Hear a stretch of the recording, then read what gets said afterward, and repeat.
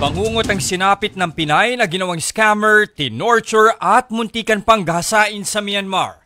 Ang big boss ng scam farm kung saan siya nagtrabaho, nagparetoke para di mamukhaan.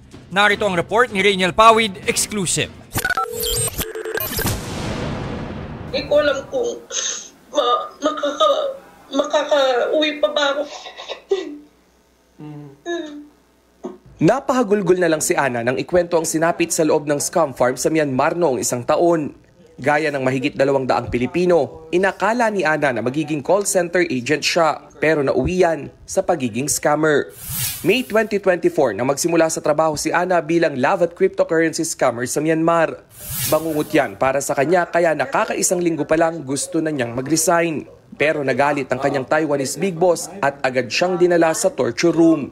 Pinagtatry po na akong waluin, yung pliers po, yung sa kamay ko, tapos lahat na po sa mga kamay ko, lahat sa ulo ko, tapos sa mga tenga ko, lahat pinaghahampas na ako, may mga dito mga batuta. Dito na humingi ng tulong si Ana sa mga otoridad. Yun nga lang, nalaman yan ng kanyang employer, kaya muntik rin umano siyang gahasain. Sabi nila sa akin na papagahasa daw nila ako, i-video nila kasi ganun-ganun daw. Tapos, luckily po hindi po natuloy kasi nga din po nung pag-alis nila ng mga damit ko dinudugo po ako.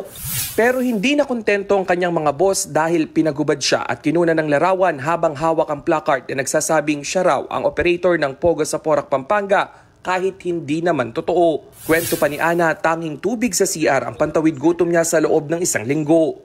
Natatakot po ko baka may drugs po yung pagkain ko, yung iniinom ko, kaya ininda ko po yung araw na hindi ako makakain.